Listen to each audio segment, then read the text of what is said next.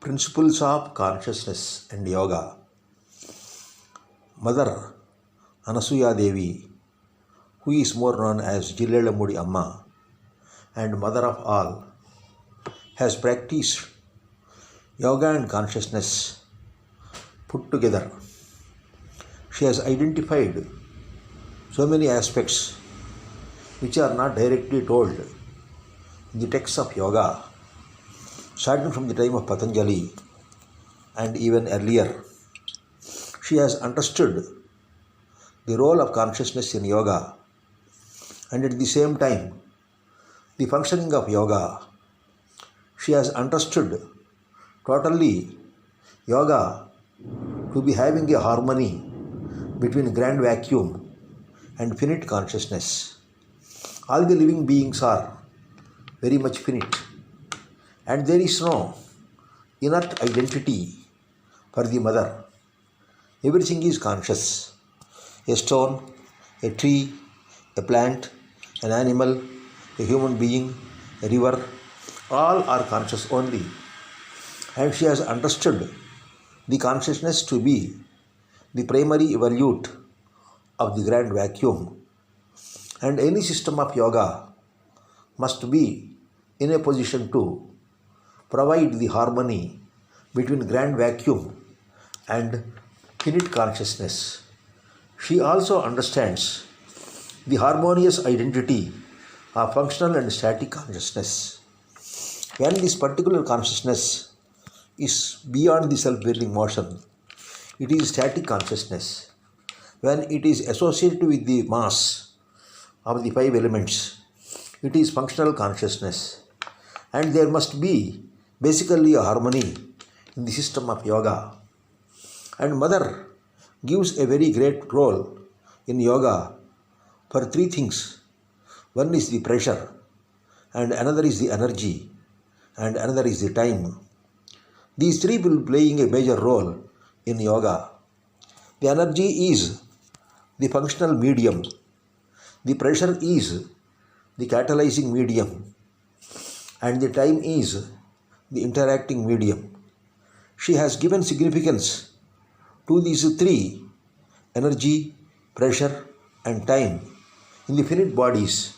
And also she has understood the element of energy as Kundalini. She has made good discussions with Maulali on Hatha Yoga and also about the concept of Kundalini. And she has understood that Kundalini is having an enlightenment in her body, and she has experienced the entire body like a serpent. The dormant serpent power, the finite serpent power, the universal serpent power, they are all one to her. She has understood that the serpent is the source and force behind her finite form. And she is very clear in speaking that identity to Lakshmanacharyalu, Maulali and even Chidambar Rao Garu. And she has very much love for this particular Kundalini. And she has identified that three important nadis, Ida, Pingala and Sushumna. She has told that the Ida and Pingala are the names given for the left and the right. And she has told Sushumna will not start only from the navel point. It will be extending from the toe to the Brahmarandhra. So in such a situation, she has a good amount of understanding of the spread of the radiant energy in the body in the name of the Kundalini. And she has very clearly told about the chakras or plexus centers also. She has understood that all these are all like the steps or staircase leading to a higher heights. And she wants to have a union with the particular grand vacuum. And she is more liking that grand vacuum, which is beyond the levels of silence, consciousness and energy. Amma has more to speak about Raja Yoga, and she has very clearly told that the four limbs of Raja Yoga, Sankhya, Taraka, Amanaska, and Paripurna, they are not indivisible. They are functionally divisible, but they are integral. And which is spoken is called as Sankhya, which is traced through action is called as Saraka, which is identified as a view and viewer is Amanaska. And when they are all integrated, it becomes Paripurna.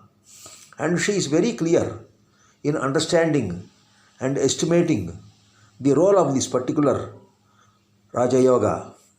And she is more after Raja Yoga. She has very clearly told about the role of mind. And she says that one who inquires cannot be received by one which speaks. That means which is questioning is totally different one which is speaking. It is beyond the question and reply. That means the truth is something which must be realized, and it cannot be questioned and it cannot be replied. It relieves which can never be questioned and expressed. It is transverbal in the nature according to Amma. If it is brought into a framework of verbal expression, one cannot spell it out. It is totally psychic, radiant, or optic. Once it is reduced to verbal expression, the very purpose of meaning will be lost. Controlling the mind and expressing the mind is so much difficult according to Amma. She always prefers a state of Amanaska, which is translated generally as the state of mind without thought. But Amma never declined a standstill point of the thoughts. She has identified a particular meditative stage wherein she is very clear in identifying herself with the transverbal and transoptic identities. And she is very clear that Raja Yoga is the basic yoga wherein the entire harmony or unity will be expressed. And she is clear in identifying the functional aspects of what is called as Raja Yoga. And she has made some comments on pranayama and bhakti yoga. When one person controls the mind with body, it is called as pranayama. When one tries to control the body with the mind, it is called as bhakti yoga. She accepts the dynamic force and the dynamism in the force. She understands everything of current of energy as the waves.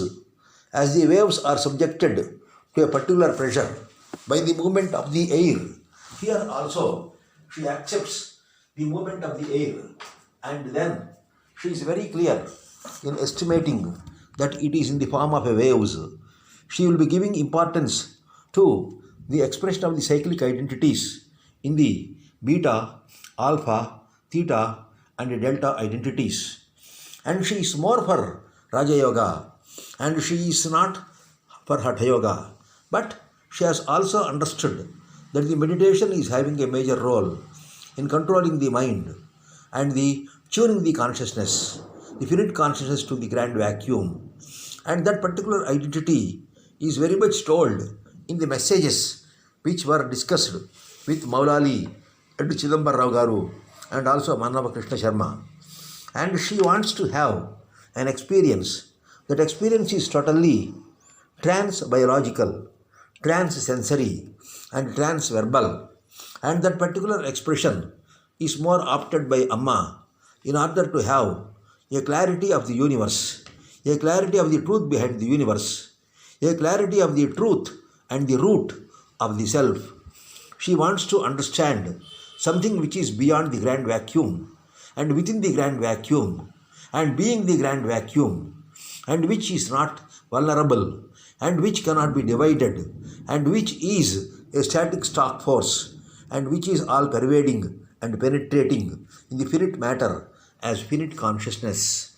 This particular system of yoga is very, very important according to Amma, because it will be the functional force in order to create oneness among all the living beings.